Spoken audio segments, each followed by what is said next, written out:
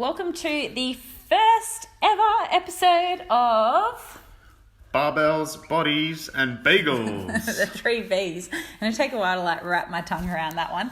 But I am sitting here with my co-host Sean Mclaney. What's up? I'm Alice Round, and you would have already heard our little jazzy intro, so we don't really need to go into that in too much detail. Jazzy. But I guess we do with this first episode, we kind of want to tell everyone, Sean, why we're doing this. Why is this podcast different to other podcasts out there? Why you guys should subscribe and listen to us, what it's all about. And you know what? It's not going to be for everyone. It's not going to suit everyone.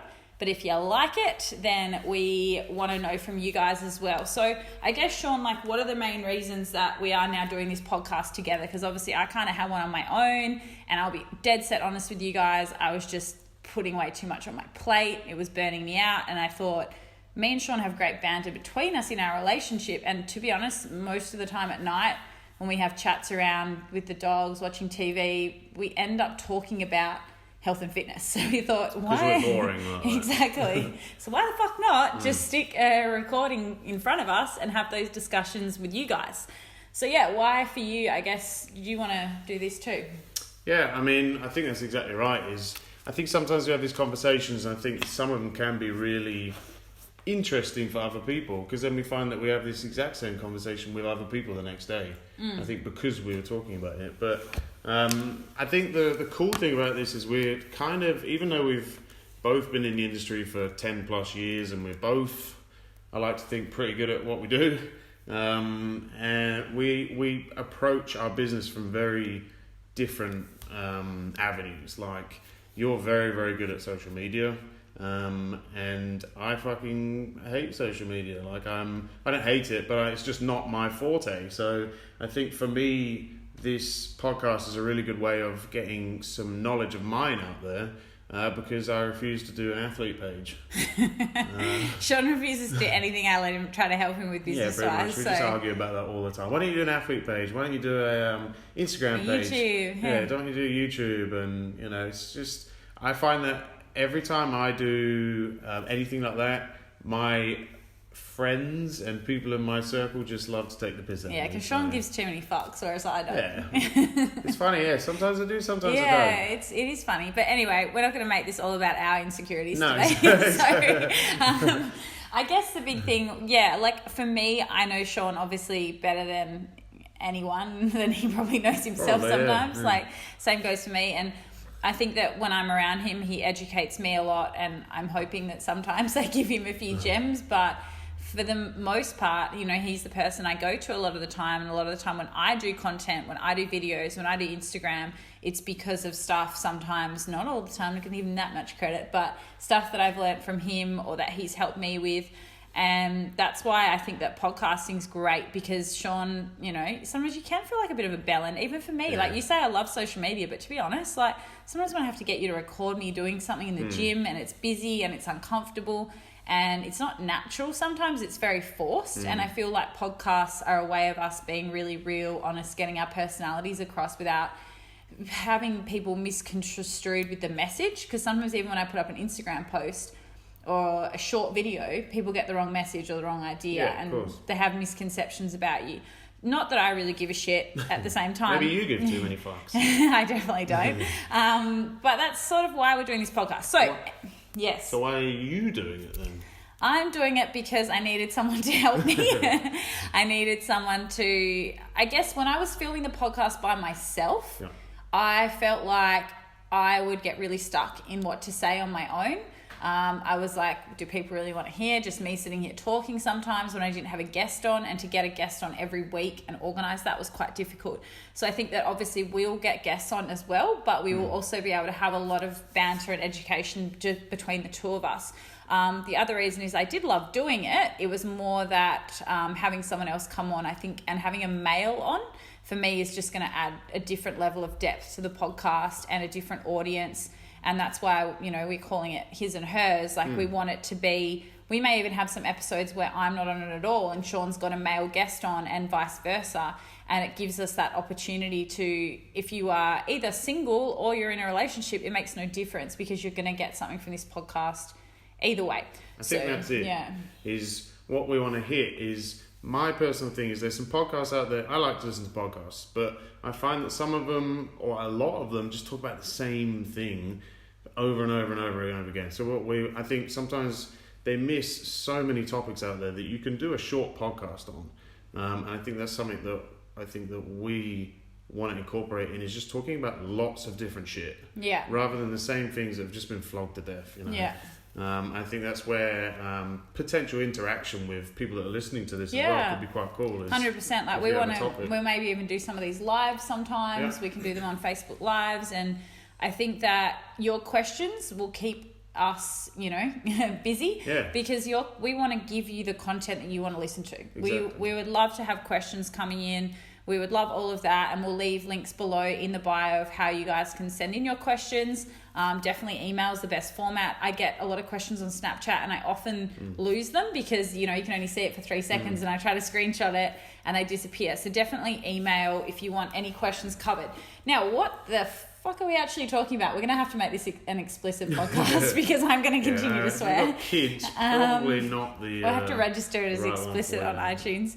But we are going to be talking about, like the title says, lifting, so barbells, a lot of stuff about lifting for him, lifting for her, the differences, strength training, powerlifting, everything. Jesus. So much. Yeah. And this is what I mean. There's so much to talk about. Just with training. Just with training. You can talk about periodization. You can talk about exercises versus exercises. You can talk about frequency, intensity, muscle fiber type. Jesus. You athletic performance, but speed. I just think no one really... I could be wrong, but no one really talks about all of this, because I think sometimes you think that you just know that, when in fact it's the complete opposite. Yeah, I think sometimes as professionals, and it's not saying it from a point of arrogance, it's saying it probably from a point of ignorance a little bit.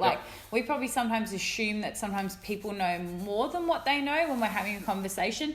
And I sometimes have content blocks because I'm like, oh, what can I put on my YouTube channel? Because that's already been done, or 100 people have already done that. And then clients will request it, and I'm like, oh, I thought you already knew that. So ask us those questions, because a lot of the time we'll try to probably get too in depth and try to give these really hard topics, and everyone's like, what the fuck are you talking about? So we want to keep it simple, but at the same time we want to keep the podcast to the point, direct. We want to keep them under 40 minutes is going to be our rule. We'll try that in your podcast, and then 2 hours later, or split it into two. Split it, yeah. We want to try to keep them under 40 minutes. Maybe this first one might be a touch longer, but that's going to be our goal that we promise to you guys, because I really tune out. And we're also going to try with each podcast to give you some tips and some actual action steps, because sometimes I find I listen to podcasts and they're great, but then I'm like, what was the point of that? What the fuck do I do with that knowledge? Exactly. Yeah. Knowledge means nothing if you can't use no it application. for everything. Yeah, exactly. Knowledge without application is just shit. Brains.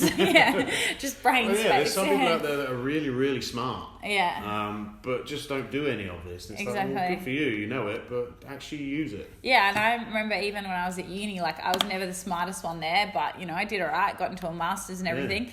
And in my master's degree, I was, middle of the road, and there were some people in my class that were absolute geniuses, and they knew everything. But then I remember one of the teachers saying to me when we actually did a physical application testing in dietetics, and they were like, you're actually really good at this because you're actually able to apply it and speak to people and explain things in layman's terms. Not a social retailer. Whereas sometimes people have so much knowledge that they don't even know how to talk to your average Joe. So I went to school with a guy he's got a PhD in something ridiculous like particle physics from Oxford or Cambridge or whatever, ridiculously intelligent, yet would get hit twice crossing a road. Because he's just lost no common sense whatsoever.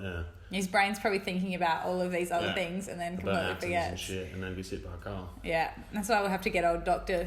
P or something. He can cross a road, I think. So. We live in front of a road, so. But we'll be getting a few different people on. So, the other goal, like we said, training is going to be a massive one we're going to cover. Nutrition is obviously even a bigger topic, I believe, than training. We could do episodes on anything anyway. We don't need to get into that today.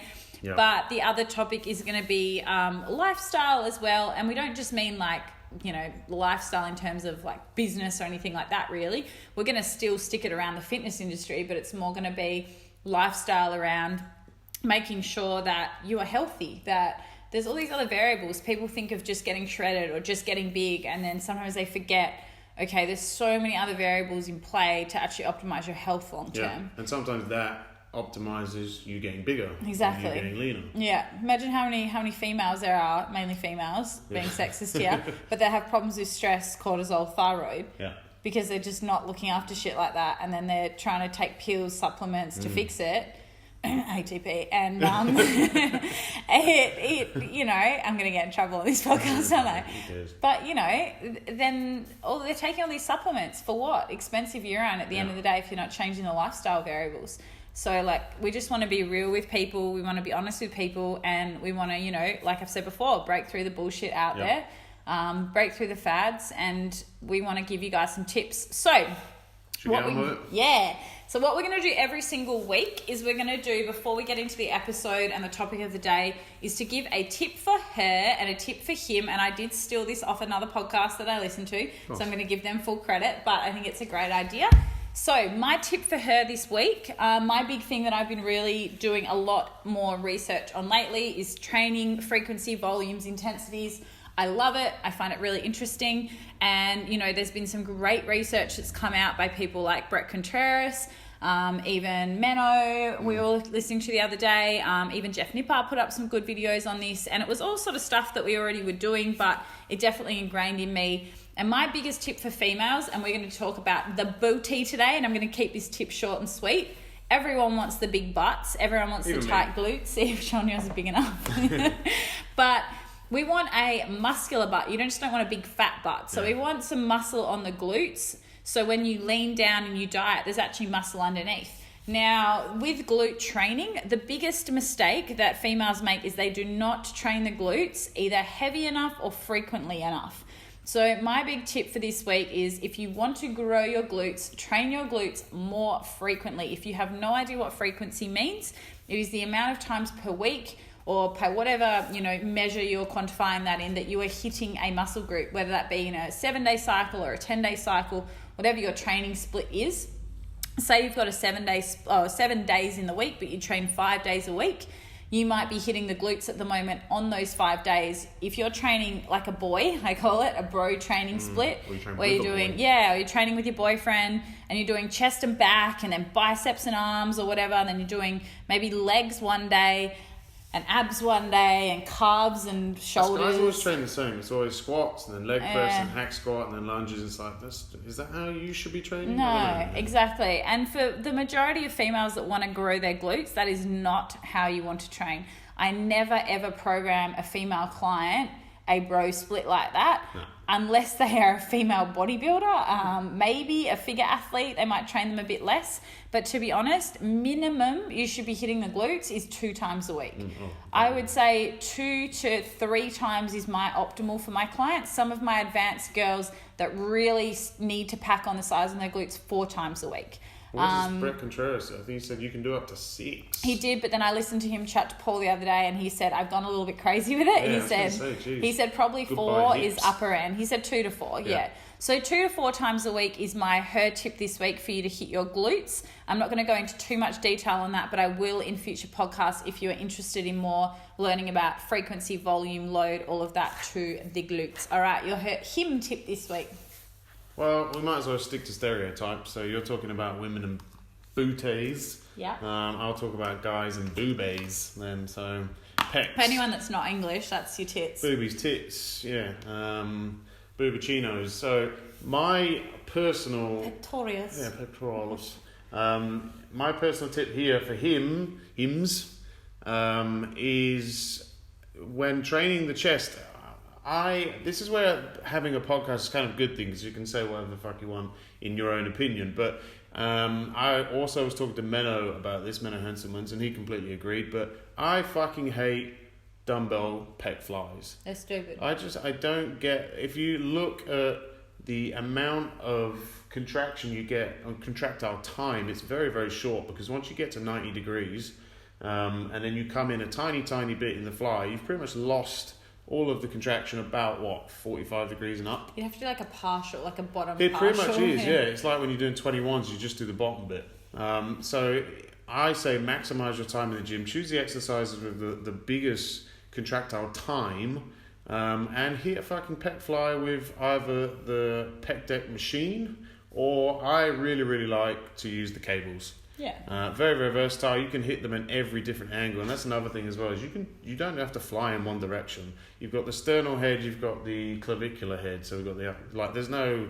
People say pec minor, that's your upper chest. Like pec people major. training glutes, glute me, and it's like you're probably gonna hit like a lot of. You're just gonna hit them all. But like, if you can, we won't get into angles and stuff like that. But they're so versatile. The cables you can do. So why is a pec fly with a dumbbell stupid in terms of actual biomechanics? Well, it opens out the shoulder so much as well. Very high injury risk. It's just like, I know that it kills my shoulders. Some people say, "Oh, you're doing it wrong." It's like, fuck, I've been a trainer for like 12 years. Yeah. I'm pretty sure I don't ever program it. No, I honestly not for my male clients. I just think there's nothing. If you want to do it, then you can do it. Because you do get an awesome stretch, but you get the same stretch with a cable, and then you get a massive contraction at the top. Whereas as soon as you're at the top of a pec fly with the dumbbells, you're holding the weight straight over your shoulder joint. Most of your loads in your eccentric and not really a lot in the concentric phase, which is where you grow. Actually, a really nice way if you are going to do a dumbbell fly, I'll give you this, is if you do concentrate on the eccentric, so you're loading it on the way out, really slow, and then you curl it in and press it up. Yeah. So that's another way of doing it, and you take a lot of stress off the shoulder. But you know what? Fuck it. Use the cable. That's my tip. Yeah, unless the gym is packed, which it often is, and you're training at peak hour and you can't get on a fly or a cable. But to be honest, fucking do a incline press and then do a cable fly later. Change your program around. Yeah. Like, at the end of the day, I like them as a warm-up. So I actually get my clients to do very light dumbbell, I call them unrolling flies, where you're rolling the shoulder out, stretching the pecs. Love doing those before bench. But yeah, like Sean said, there's just no... You're after longevity in this, and I find that some people I've had so many people over the years say dumbbell flies kill my shoulders, but they still persist with it. So don't fucking do it. You don't need to do it. Don't do it. Yeah, I don't do it. My shoulders are so much better. Don't do an exercise that just because you see someone on Instagram do it. Yeah. And they've got a good chest. Oh, okay, well, I better do that. Same with glutes for girls. Even though it might hurt you, I get girls say it all the time with an exercise. They'll be like, oh, I do deadlifts, but all I feel is my back. And I'm like, well, either fix your form or don't deadlift or change it for something else. Maybe you shouldn't be pulling conventional. Maybe you should be pulling sumo or off a rack or whatever it is. Or maybe you need to strengthen some underlying muscles first and then add deadlifts in. Yeah. Like, at the end of the day, not every exercise is going to be perfect for everyone. And that's even from a coach standpoint. I put shit in programs all the time and I'm like, well, I don't know how that's going to go with that person. Let them try it. Let them give feedback. Yep. So go and test it out this week. Test it out. Tips. So for me, you have to go hit your glutes, ladies, at least 2 to 3 times this week. And that doesn't have to be anything insane. That can be some, band work one day a week where you're just doing high rep band work at home even. And then the other day you're doing some heavy hip thrusts in the gym and doing some nice heavy walking lunges, all those sort of glute exercises, different planes of motion. And then for the guys, it is making sure that you are trying, go test both out. Yeah. Go do a few pec flies with the dumbbell and then try on the cable and see which one you feel a bigger contraction and pump on and feed back to us. Yeah. You can prove me wrong. I don't care if I'm wrong because this is my opinion and having worked with a lot of clients. And you used to have a shit chest too. And I used to have a shit chest. I know as soon as I've dropped the dumbbells, along with other things as well, and I've used more of the cable flies, definitely much bigger pump. Yeah. So getting that blood in there. It's like glutes. Like, I've been training like a lot higher reps, less weight on a couple of days a week on the glutes, and they've definitely grown more so than when I was just doing heavy. And don't get me wrong, that does not mean don't do any heavy, because I still do one heavy day on the glutes a week. And Brett actually was talking about that the other day too. He said that he likes to do like a heavy glute day, a moderate intensity glute day, and then like a pretty much low intensity high rep, like 3 days. If you look at some of the best coaches out there, I mean, it's just a form of undulating rep ranges. Yeah. I remember Neil Hill, he does his Y3T training, and that's exactly that. It's just 3 different stages: heavy stage for so many weeks, moderate stage for so many weeks, and then a light stage for so many weeks. So he's done that. He's done it over weeks. He's done it linearly, progressively, which now they just do it all in 1 week. Yeah, well, it's like Lane's, even Lane's fat is like PH3, 2 days heavy, 3 days hyper. I love all those styles of programming. I still think fat is one of the hardest programs to beat. Yeah, exactly. And if you're confused by what fat is, we'll go into that. Power hypertrophy adaptive training. Yeah. PHAT. Yeah, and it's, Lane obviously coined it, but it's definitely a way that I've programmed for my clients a lot over the years. Not this strict way that he does it, because I still think it's more bro bodybuilding split. Yeah. But power bodybuilding is another. Yeah, it's just got too much upper body and for his, but I will customize that for girls. Customize it, exactly. Okay, otherwise we're going to get off topic. So let's get into today's episode. What are we talking about today, Shorty? Well, I was watching a movie the other day. You would have hated this movie because it's a Pixar animated movie. Well, Bean would have loved it. Bean loves it. Our dog, Xena. Her favourite movie is Cloudy with a Chance of Meatballs. Because it has colours and stuff. But our other dog does not like that. Doesn't know. She's a bit like you. But Alice hates Pixar movies and anything animated and stuff like that. But I was watching a movie called WALL-E. Which is basically about a futuristic movie, and it's this little robot, blah, blah, blah, blah. But it got to a point where all of the humans in the movie were super, super fat and super, super lazy, to the point where they literally get wheeled around in these automated chairs and shit. And so it got me thinking, and that is, why is the world getting fatter? And I did some research and what have you, and it really, really is getting fatter. You got any stats? Not like right in front of me, but the article that I was reading was a pro-obesity dystopia. So dystopia basically just means something that's really bad, the opposite of utopia, which is a place that's really, really good. And they said that if you take a worldwide average, you could say that 90% of the world that's disgusting. Our dog just farted right by our recording. Nice. 90% of the world is overweight. And it depends how you classify overweight, but they've just actually raised the standards of the terrible gauge of how you're overweight, and that's BMI, body mass index. And it used to be, I think, 30 was your overweight, 35 was obese, and now it's gone up to 40 because so many people are overweight that they're like, oh, we can't have the whole world being overweight. Let's all get fatter. Let's make ourselves feel better and raise the standards. It's the same as blood pressure. Blood pressure used to be 120 over 80. 120 over 80 is normal, healthy blood pressure, and now they've gone, no, fuck it, everyone's got that. Everyone's hypertensive. We'll say that 130 over 90 is still healthy.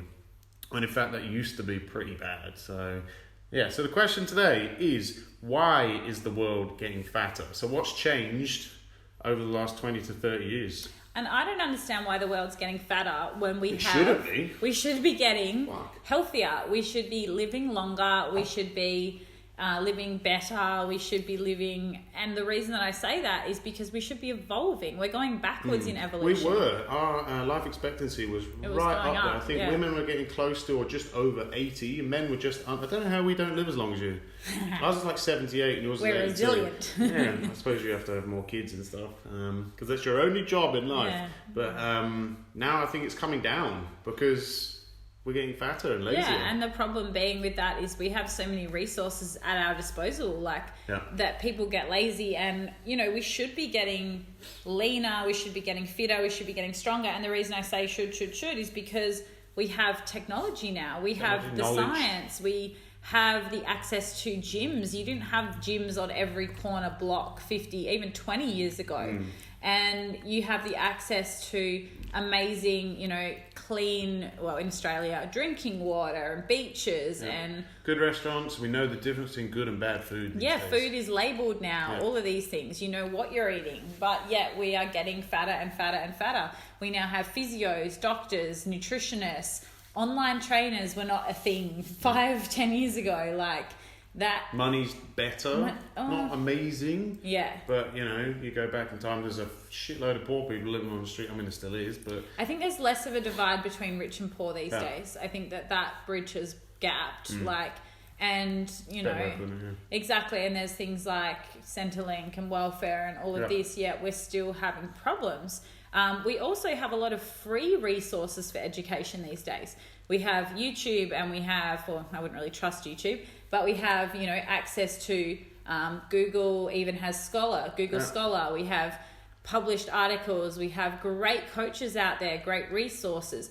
Some of the generic stuff out there we probably wouldn't agree with, but at the same time, you know, you look at people like a Michelle Bridges or an Ashley Bynes or Kayla Idsteins, all these people that, yeah, their programs are pretty fucking shit, but at the same time, they're getting people moving and they're getting health and fitness out there. They should be moderately working. Exactly, yeah. So people will bash on them, and I have nothing wrong with them because they're getting people moving. It might not be for everyone, and it might not be the optimal way to get results. We think you can get results in a much healthier way. But at the same time, they're getting people moving. So what is the problem with that? They're encouraging health and fitness. Shows like The Biggest Loser got bashed, but at the end of the day, they're getting obesity awareness out there. Like, as much as the way they did it was a bit too extreme, but it's not going to be a fun show if they're doing like healthy weight loss over 10 weeks, half a kilo a week. Or someone's 230 kilos, you know, it's going to be a very long program for him to lose weight safely. We're going to lose 500 grams a week, so 7 years' time, you'll probably be in a healthy weight range. And we'll summarise that show. Exactly, So, yeah, I think that it's strange that this is happening. So, what, in your opinion, Sean, has changed over the last 20, 30 years? I mean, you're an old man now. You're what, 34? 33. Never knows my age. I'm still in my 20s. Doesn't even know my phone number and what's my date of birth. I know your date of birth. It's the 20th of October, 1985. No, 84. Still doesn't So you are 4 years older than me. Yeah. Jesus, 3.5, exactly 3.5. What's the question?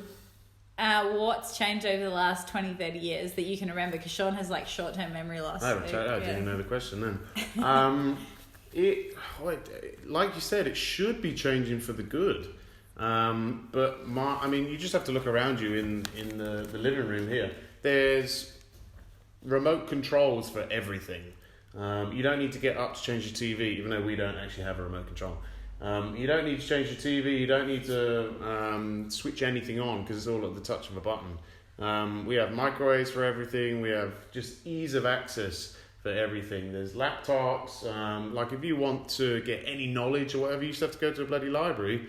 Now it's okay. I'll just click up my laptop. I was one of those people that was super against getting an iPhone because I am Mr. Nokia enthusiast. You only got one 6 months ago? 6 months ago, yeah. And I loved life back then. But they discontinued the network for it. But everything is at my fingertips now. And I just think your daily NEAT, so the energy you expend just doing small things that don't really count. What's NEAT stand for? Oh, Jesus. Non-exercise activity... Thermogenesis. Brain wasn't working. It's just gone down so much for so many people, because everything is at your fingertips. Yeah. So, that's a big thing for me. Everything, ease of access. Online shopping, online food, Uber. Uber, yeah. Everything's making us lazy and fat. Yeah. It's crazy. There's other things. What other things are there? I remember reading something that they've dropped the curriculum time of sport, of PE, in schools. This is a while ago that I read that, but they were using the time that you should be for PE for other subjects instead. And how terrible are some of the subjects at school? Oh, fuck, I don't want to, I'd love to rewrite a curriculum. Yeah, I don't mind a bit of maths here and there, but I've had enough of Shakespeare. Yeah. Have you ever used Shakespeare in your life? Jesus. Fuck me. But PE and what very functional. What about sewing a pencil case? No, I can sew. I do a mean cross I remember stitch. doing that and I was like, when am I ever going to use this? On a machine. Who owns a sewing machine? But that's it. Who sews these days? You Teach me how to stitch up a hole in a pair of pants, sure. Yeah. But to make a pencil case, really? Come on. And I remember even in cooking at school, we didn't get taught how to cook healthy. We got taught how to cook a pie or a cake. Macaroni, cheese. Yeah, it's why aren't we using that time in school? I don't know, the curriculum's probably changed way more since, because we're old as fuck now. But I really hope, and I'd love to hear from some of the teachers out there. I'd love to even have a teacher on the podcast, maybe a high school teacher, where are they at with the curriculum now in terms of health and science and all of those sort of extra, what's it called, home ec? Yep. Those classes. Is the curriculum leaning more towards trying to educate kids on being healthier, or is it still the same boring fucking bake a pie and sew a pencil case. Like, I'd love to know. I worked at a school actually just before I started university. I worked there for a year and I thought I wanted to be a PE teacher at the time. And then I worked there for a year and I was like, fuck this. Nothing against PE teachers, but it was more just not for me. I didn't like having to stick to a curriculum. I like having flexibility in what I do. I'm someone that I'm not great with structure and I prefer to have my own structure. But if you're someone that loves, you know, sticking to something, then great. Can't even remember what I was talking about now. Oh, the education in the schools. Yeah. So yeah, massive holes there, even in the school canteens. That's gotten better now. They have put regulations on that. That food is a big one. So we've spoken more about sort of the physical, but food, the word I like to use is hyperpalatability. Although I can't even say Explain that. Hyperpalatability is basically everything tastes amazing these days.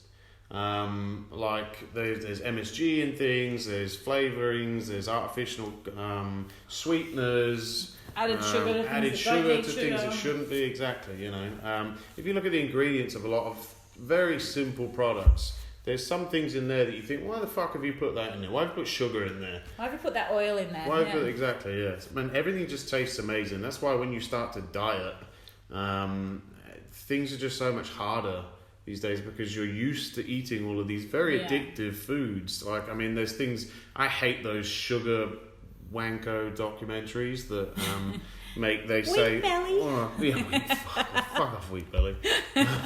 How much fucking belly? Gluten do I eat? It's a protein, for God's sake. Yeah.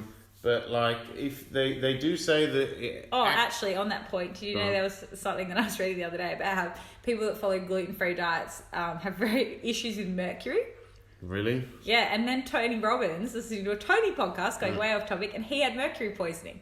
And he was following... from wheat or what? No, they were saying that there's links with having... cans of tuna. Rice. They were saying that having a lot of rice in your diet, and then also he was eating a lot of sushi, so a lot of rice and sashimi. Deep sea and fish. His mercury levels are really high, but they've also linked that back with people with gluten intolerant diets because they tend to replace rice flour in a lot of dishes and rice and blah, blah, blah. So there you go. Watch your rice intake, Sean. Yeah. Jesus, why eat a lot of wheat and a lot of rice? But yeah, it was quite interesting. Not saying that's going to happen, but what we're trying to say is like, there's just unnecessary things. But going back to processed food is what we're talking about. Is people are just eating less homemade food. Yeah. They are eating more readily available food. They are then getting used to that taste, like you said, palatability.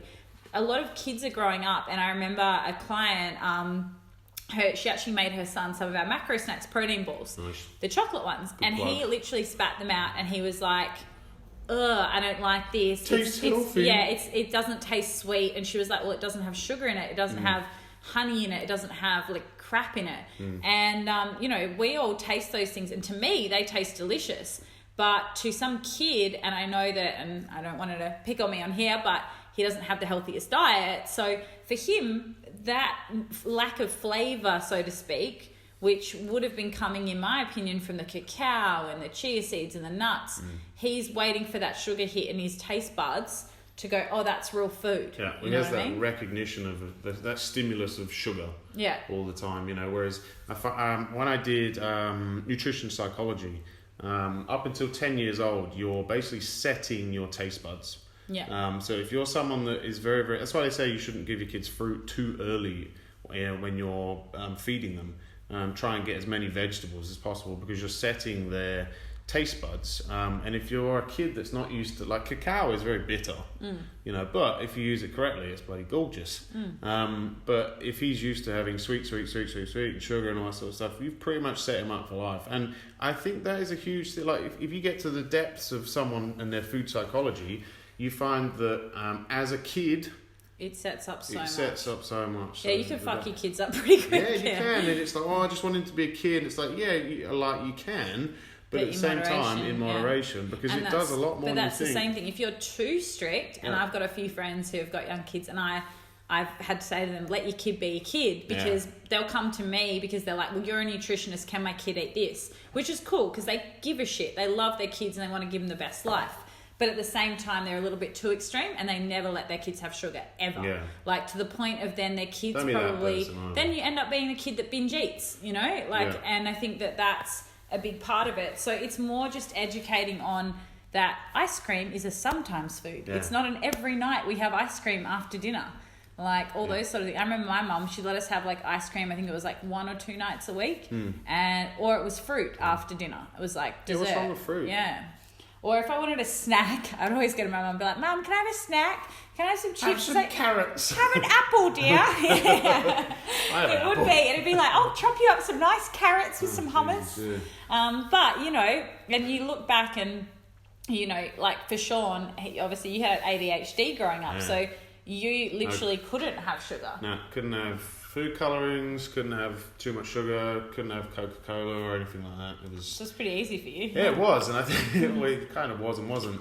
You go to birthday parties, you've got to avoid a lot of stuff. But then you're not someone that really likes sugar now. Like, no, you don't not crave at all. sugar. I crave steak. Whereas I get more sweet cravings, and I don't know if I'd love to do some research on whether cravings are sex related, because the majority of the time you hear females craving sweets and males craving things like burgers, pizza, savoury. I'd love to do some research on that. We're going to have to ask some of our experts that we know. We're going to have to get old Dr. Pios to do some research for us on cravings. But that'd be interesting. But anyway, going back to that point, I guess was that as a kid, I was a pretty fussy eater, and Mum gave me a lot of fruit. And I don't know, maybe linking back, that was just something that she knew I would eat that was also healthy. Yeah. But it's interesting, but still sweet. Exactly, looking back on all those things, how they develop your taste buds. Whereas, you obviously had a different upbringing. So I guess that's what we want to talk about, why the world's getting fatter. And a lot of it is from the changes in other things. So Sean obviously talked about the ease of access. A big one that I think is really causing a lot of people to become overweight is marketing and social media. Yeah. So what do you, I guess, your thoughts on that? Well, like I said at the start, I'm not a huge social media fan, purely because I think a lot of people portray this lifestyle of perfection on there. You know, you don't see the behind the scenes stuff, and just I think some of the lifestyles on there are not the what we see. I think some people it creates what's it called, eating habits and disorders and stuff like that, because you want to be like that person. How does that make you fatter? That's a good point. Yeah. I was wondering where you're going with that. That's okay. I think I get what you mean, and I get what you're saying is that sometimes when you're looking at people on social media, and what I guess I mean more with social media and making you get fatter is the sense that social media will target its marketing, and I more mean marketing companies. So marketing companies will play on your insecurities, so it'll be like, if you're feeling lonely tonight, order Uber, like all those sort of social campaigns. Media, I think it's just media. Well, social media and marketing, yeah. So they'll also now pay people. I've seen Hungry Jacks paying models on Instagram to post a photo of them sitting there eating a burger, this skinny model, which is what you were saying, portraying the actual life. Yeah. So this chick, I know these girls don't fucking eat those burgers. Like, if you actually watch the advert for, I think it's Hungry Jack's, they don't actually bite the burger. Never. I hate it. Never. Just bite the fucking burger. It's that fake chewing. It's like, oh, Jesus. And that's it. You don't eat that. Exactly. You know, and then it makes women feel like, oh, well, I eat that food and I don't look like them, but I'll keep trying. Yeah, exactly. So eat more. Yeah, and I think that marketing is very smart, very clever, manipulative. Emotive. Exactly. And they put on certain marketing during certain TV shows and at certain events, and, they're companies. They want to make money.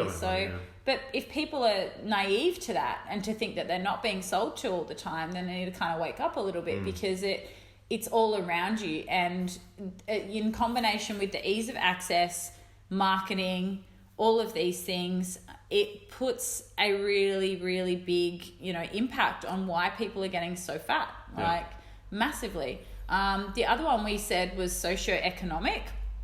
And I think this is more from probably thinking about families and why maybe more and more families are becoming more overweight as a family, because it happens with the parents and then that stems onto the children. And I believe it's that there's actually a lot of pressure on families financially these days. in terms of a lot of the time you will actually be relying on a double income. So you'll be relying on paying your rent, paying your bills, having a mortgage on 2 incomes. And then say the wife gets pregnant and she has a kid, and then they're relying on 1 income, which means the husband has to often work more, work longer hours. Then she's had this kid, and then she's left feeling like it's all her responsibility. That's her job. She shouldn't have any time for herself because that's selfish because he's working so hard. And then she struggles to lose the baby weight, is overweight, unhappy, depressed. Cortisol goes through the roof. Cortisol through the roof, thyroid's fucked, all of these things. And it's just this also a state of stress because they're stressed financially. And then you've got a kid in the mix. Then you're stressed because you're unhappy. And I've seen it before because I work with a lot of mums. And this is a big problem. And I think that that's a big part of it as well. And I guess if you look back 20, 30 years ago, a lot of households would normally survive on 1 income. Like it was a bit more normal to grow up on that 1 income. And we weren't, I guess, as obsessed with having as many luxuries as what we do today, maybe. That's what I was going to say is the trouble with that is there is so much nice shit in the world these days, you know. Online shopping, like you said, is so much convenient, so much easier. Things aren't cheaper. Like, no. I think that wages don't always correlate to what you're necessarily... Like, you could live within your means very easily, but these days it's harder. Yeah, because a lot more people like these bloody shoe fetishes that you all have. And I have like 3 pairs of trainers. Maybe sound like a sicko. And then some people have like 100. Man, my shoe fetish. Shoes. You do. Jeez, when we were in Japan, how much was that? It was like $3,000 for 1 pair of trainers in that I did not buy them, thank you very much. Gee, who would buy that? Like, I'm not that frivolous, and neither are you. I'm way more frivolous than you, but at the same time, I work hard for what I achieve and all of that. Exactly. And I could be smarter with my money, but at the same time, we're pretty smart in the sense that when we do decide to have children and a family, I'm going to pull back on a lot of stuff that I fucking waste money on, and we've already started to at the moment, and we're trying to prepare for that down the line, which is a big part of that. But I think that people live beyond their means to uphold a certain image. They want to portray this successful family, life, kids, all of that. And then they're working so much that their poor kids don't actually get to go play sport with their parents. Yes. Their parents shove an iPad in front of them and go, "Here, Bobby, play with your iPad." I've got to go stay at work. I've got to do another 4 hours of business calls. And then this is where kids are getting fatter because they're lazy. And back in my day, you weren't allowed to sit on the couch if it was still sunny outside. You went outside and played. Yeah, exactly. And I know we're probably going to sound maybe a little bit ignorant because we aren't parents yet, and everyone's going to pick on us for this episode. Yeah. But at the same time, we work with parents, we work with families. Exactly it. And we fix those problems as well by a few small changes, by getting the kids a bit more active, getting the mum or the dad or whatever to be more active with the kids. Yeah, involve them. Yeah. I think a big one that I say to my mums a lot is ask for help. Yeah. One of the biggest ones, and I know we're going a little off topic here, but one of the biggest reasons why mums struggle with weight loss post-pregnancy is because they don't ask for help. No. And they are too scared to say to their husband, "Hey, can you wake up half an hour, 45 minutes earlier so that I can go train for 45 minutes, even 30 minutes, even if I can go do a quick body weight circuit in the lounge room while you get up with the barb or whatever," because they're too scared that the hubby's going to turn around and say, "Well, I'm working and I'm providing for the family, so why should I give you 45 minutes for yourself in the day?" And you know what? 90% of the time, what guy is going to turn around and say that? Like, they are more than willing to help. Especially if you can see your wife's fucking miserable. Exactly. And she ain't going to give you a BJ if she's miserable as fuck. And also, is he going to, it's going to sound really mean, but if her body's getting tighter and her shit's getting better, then the relationship's going to get better. She's going to feel more sexy. She's going to feel better about herself. And the chances of a BJ are going to go up incredibly. Yeah, and that's always a good thing. Exactly. Should be barbells, bodies, bagels, and BJs. That was one of our options. Was it? Boobies. Boobies. Lots of B words. It's a good one. So I guess asking for help for females is a big one. Even friends, family. If they've got a friend that if you're unmotivated after you have a kid, and you've got another friend who's got a bub, hey, let's go walk them together, put them in in the pram. Yeah, that's like, a good one. get You outside. get those wicked Land Rover buggies. Oh yeah, that you can like run Yeah, with. you can run with them. They've got off-road wheels and stuff. That's fucking cool. So we'll do another podcast in a year when I'm up enough, and I come on and say I apologise. Yeah, I'm completely wrong, and we're both really fat. Yeah, exactly. So again, this is just where we are at today, from clients, from all of that. So let's get back into the topic of why the world's getting fatter. So what do we do as coaches, Sean, to help people counteract this? What are some of the strategies that we put in place? I might ask you first for like, I guess just your average Joe client. Explain who your average Joe client is, who you typically work with, and how you would help them. Obviously, like because we work together, we tend to split the male-female quite evenly. So you have more of the females, I have more of the males, but I do work with females as well. I've got a few guys. Yeah, you've got a few guys too. But I would say... But they're like ladies. Yeah, guys. Jason. Yeah, I would say a lot of my clientele at the moment is I do have a lot of people that were kind of overweight younger, played some sport and stuff like that, and kind of got into a good place and then let themselves go as kind of life got in the way. Pretty much a great example of this. A really good one is I train a lot of FIFO guys that all of a sudden get a promotion from being on the floor to supervisor. So this is where the NEAT, again, NEAT, goes right down. So they go from basically being on the floor, doing a lot of hands-on work, to sitting behind a desk. Yeah. One of my clients is in that exact situation at the moment. And he just says, I just feel like I've put on so much weight so fast. Yeah. Because you work out, like, if you're moving for your, what do they do, 12 to 14 hours a day, 14-day swings, that's a shitload of time that you're basically on your feet. I reckon they'd be doing like 30,000 steps a day minimum. Steps would be incredible. So yeah, I work with a lot of those sorts of people. Even athletes is another one, past athletes. And ex-athletes, yeah. There's a lot of those in WA. I think back in England, not so many. I don't know why. That's why we're not actually that good at sport. But the Aussies, yeah, you have a lot of people that, play waffle and high standard cricket and all this sort of stuff, rugby players and that, who have stopped doing that now. Again, it comes back to not playing sport. And they've just started piling on the weight because they're still eating the same amount of food.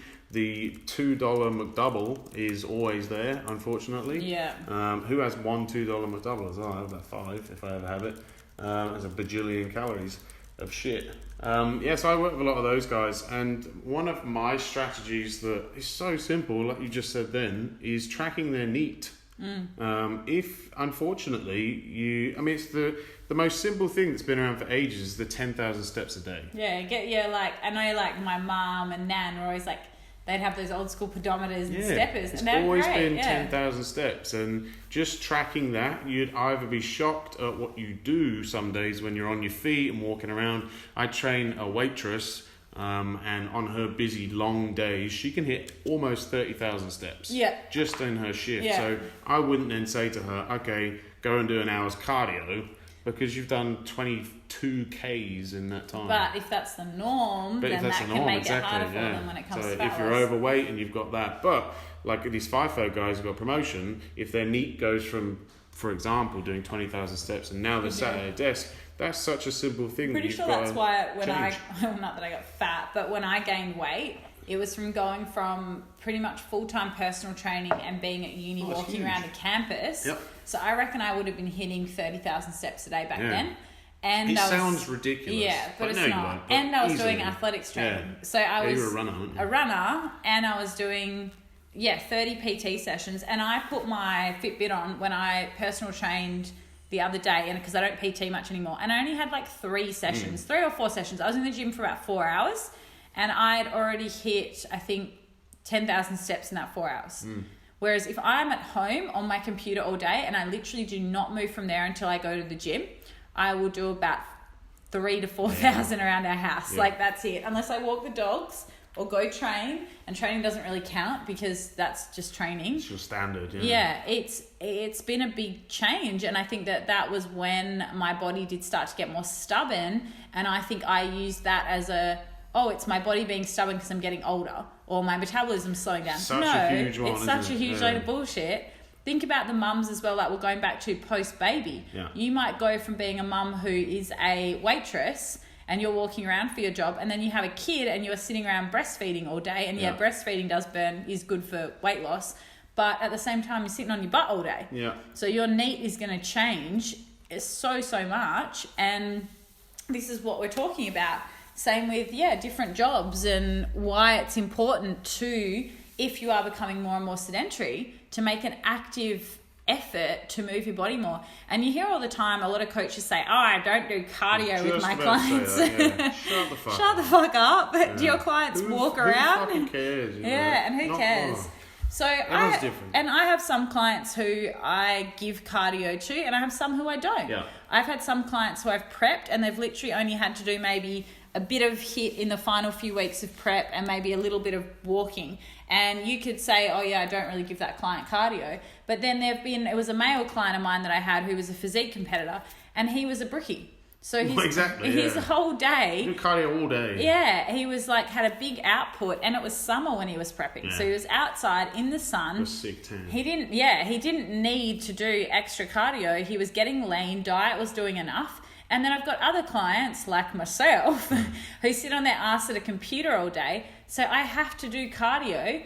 Unless I want to go train for 4 hours a day, I could get the same output from just training. My body would be broken and I would be sore. I would have a burnout CNS, all of these things that would happen. I probably wouldn't enjoy it either. Yeah. So for me, going and walking the dogs for a bit longer, or throwing in a walk here or there, jumping on the treadmill at night, watching a podcast, whatever, if I have to increase my NEAT that way or with a client, it's such an easy thing to do. Yeah. And with my clients in our program Breakthrough, we call it ART, which is our active recovery training. So they have a list of things they can do, and it doesn't have to be intense, because doing a lot of intense exercise, like intense HIIT training, that sort of stuff, has some negative benefits to doing too much of it.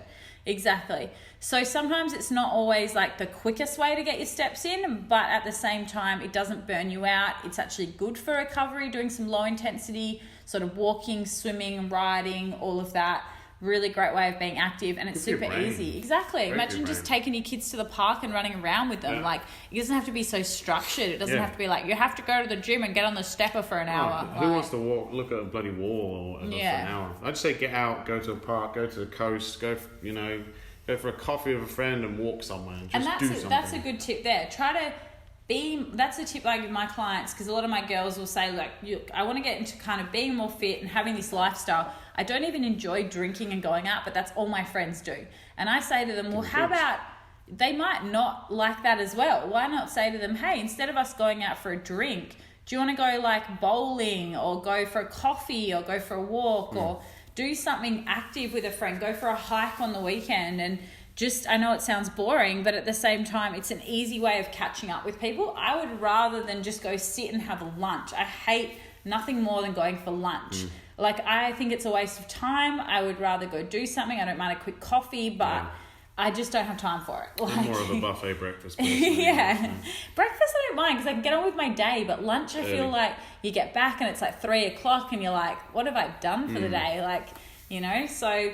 Other tips that I use with my female clients is definitely getting them, I work with a lot of mums, and definitely getting them to encourage the whole family to be active together. Also the father, because if you're a mum and you've got a husband who is working a 10-12 hour day, make sure that he's got time to look after himself as well, that you both have time to be active. Maybe it's a case of joining a gym that has a creche, so you can both go to the gym together occasionally, throw the kids in the creche, do a session with maybe even a coach, like book in with a PT, so you know it's an appointment. Yep. You get there, kids are in the creche for an hour, you and him can train, do a 2-on-1 session, boom, done. Comes How easy is that? Accountability as well. As soon as you pay someone $75 to $100 a session, you'll be there. Make that session. Exactly. And a lot of people say, why don't I personal train anymore? It's because I don't think personal training has a place. I think personal training has a massive place in the industry, and unfortunately it's getting tarnished a little bit by people undervaluing services. There's so many PTs out there now that, trainers that should be charging people $80, $90 for a session and now having to lower their prices because these young trainers are coming out and charging $40 a session, which is ridiculous, because if you're charging $40 a session or less for a PT session for 45 minutes or an hour, you are not making any money. By the time you pay gym rent, by the time you pay tax, GST, you're running a business. It's not just like a little hobby on the side. Like, unless you're getting cash for those sessions, which we will not say that on this podcast with the ATO, but you're not going to make money. So at the same time, I think if you're looking for a personal trainer, respect them and their prices, because they need to make a living. And as a trainer, I burnt myself out many a times by either not charging enough and having to do so many sessions just to cover my rent that I was paying to gyms. Because I think clients don't realize that we have to pay rent. Like, you have to pay like... There's so much money a week. No, there's $300 to $500 for some gyms rent, in gym rent per week. Yeah, so if you think about a trainer, maybe they're doing 20 sessions a week at $40. Like, how much is that? $800. You probably have to pay $300 rent. That's $500. And then you have to pay out GST. Maybe not GST because you wouldn't be earning enough, but tax you pay on 20%. Yeah. So you're really getting maybe $600, no, less than $300 a week. Pay petrol, and then you've got your insurances, and then you've got expenses, and blah, blah. Yeah, it's not actually as easy as what people sound. I would say the average good PT would be $80 to $100. I would say it should be. Just check their credentials, check their clients and their results. Yeah, I would be more than happy to pay a trainer $100 if I knew I was getting an awesome session. And I think there's nothing wrong with that if people see the value in it. And they're, everything. But anyway, going off topic here. Another episode. Yeah, another episode we can do on that one if you guys want it.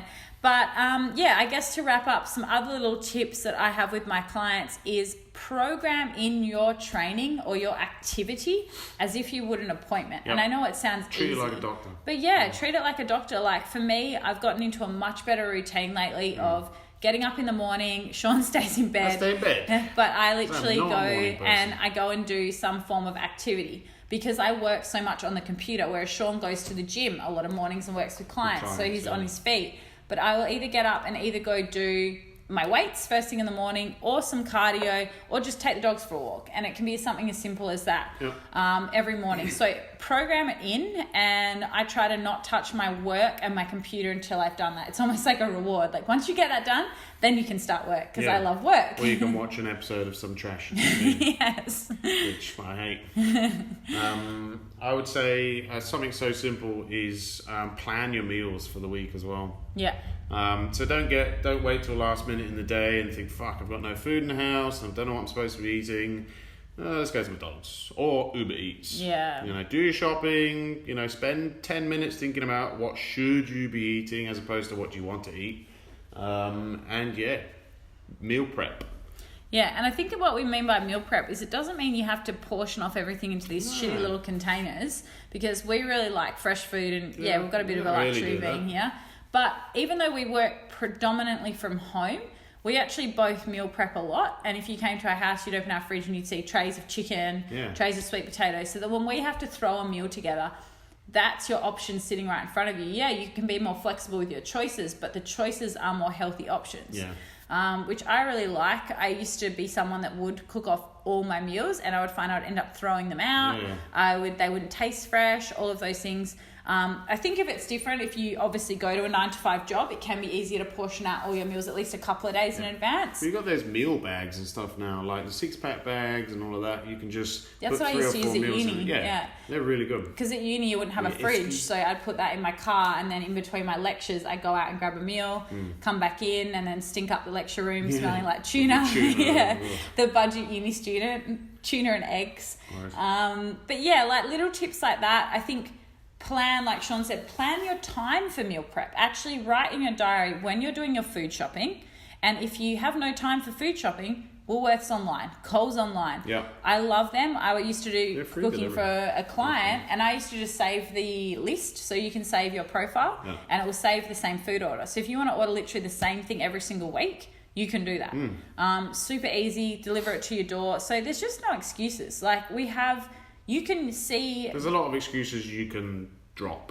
Yeah. There's a couple of excuses, but yeah, we can pretty much destroy most excuses. We can as say coaches. that Uber Eats, McDonald's are making us fatter, but at the same time we can say, well, companies like YouFoods and Woolworths Online and all of these are trying to make it easier. Yeah. So it's just like pick your battles. Yeah. And even meal prep companies, if you literally have no time, you're single, you don't know how to cook, order some YouFoods. Yeah. Order some, probably not mushrooms. What's some other ones? There's a few different ones going around. Core, yeah. So many different ones. So many. Like, I think that's a big one. So what's one other final tip for people with getting fatter? There's loads really, but just don't do lazy things, you know, like if you need to park, one thing I do is I never park, I know that you hate this, but I never park right in front of the door. I'm always in a hurry. Like, I'm not one of these people that's going to drive around the car park 11 times. I'm like, Sean, park closer. Waiting for that one space to open. As soon as I see a space, I'm going to park in it, because you've got to get out and walk to the door anyway of a shopping centre or wherever you're going. Yeah, I think one at the gym I find funny is when people wait for a car park at the gym. That's one that I don't mind parking away from, because I'm like, well, I have to warm up anyway, so I'm just going to walk in from wherever I have to park. Just simple things like that. Yeah. You know, do more walking in that.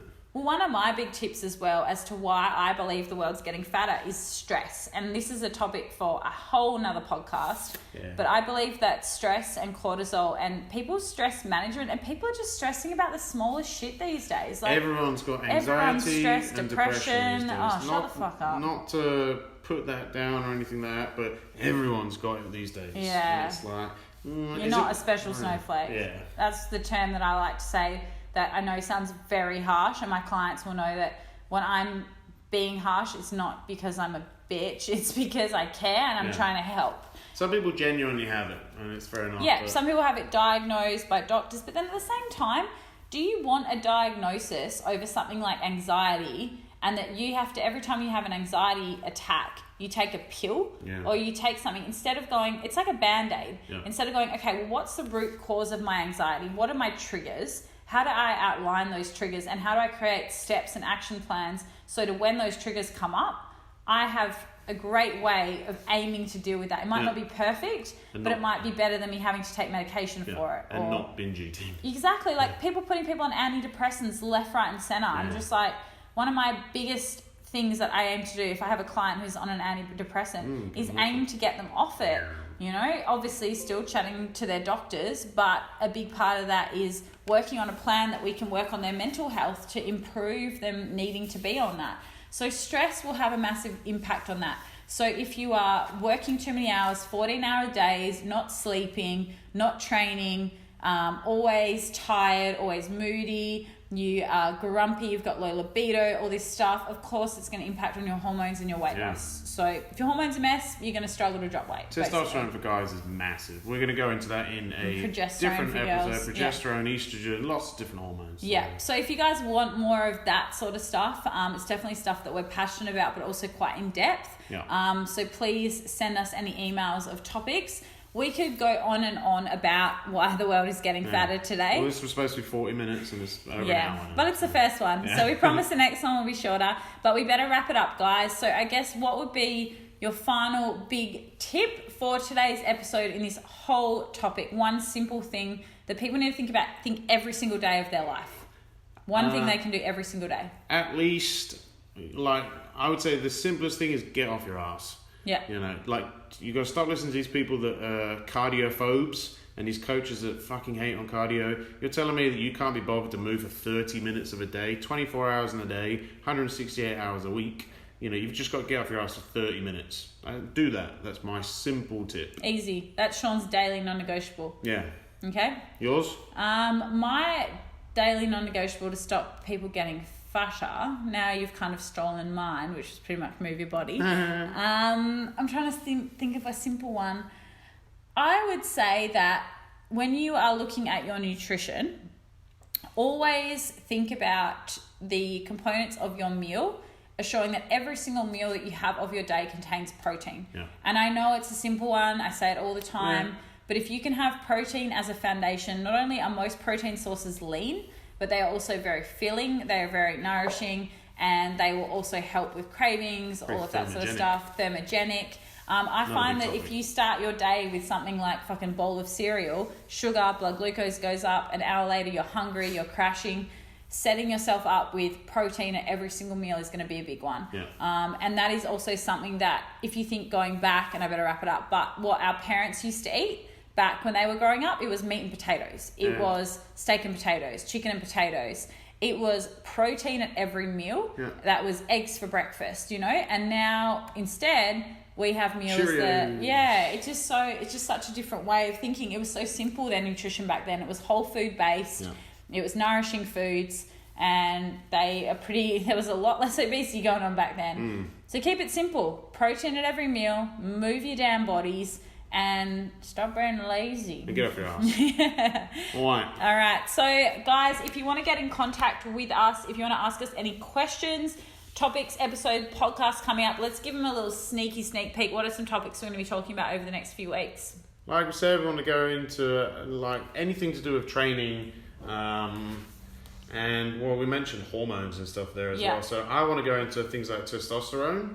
What else? I'm going to get into definitely comp prep for females a lot more. We're going to go into diet, fads, trends, everything that's trending. Fitness and food myths. Yeah, we might do a whole episode on myths. So if there's any myths that you're unsure of and you want us myth busting, so to speak, we will do that. We'll also get some experts on.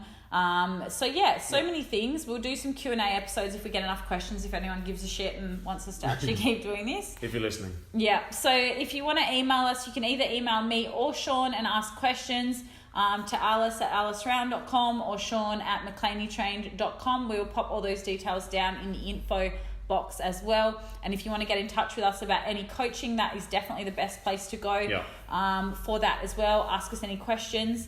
And follow along on Snapchat, Instagram, all that jazzy stuff of mine, because Sean doesn't use it. He does use Instagram, so you can get around that. Get around that. Give him some followers. We got him just over 1,000. No, you're not 1,000. No, I'm on 700. All right, if we get to 1,000 followers on Instagram, what are you going to do? I'll get Insta Story. Oh, that's a big call. Yeah. And we actually use it at least once a day? At least once a day, yeah. Okay, you heard it here first. We need to get Sean to 1,000 followers. Big announcement. All right, guys. So thank you so much for tuning into the first episode. Like we've said, send us your questions. We really appreciate you guys getting through this first hour-long podcast. Without you guys, this podcast won't grow and continue. So thank you so much for your support, listening to our ramblings. Hope you enjoyed it. See you, peasants. You can't end with that. We're going to have to think of a name for them. Bye, beautiful people. No, that's gay. That's we'll think about it. We'll work on it. If you've got any ideas for our send-off, we'll work on it. All right, see you guys. Have an awesome day. Bye. I think see you, peasants. Brilliant.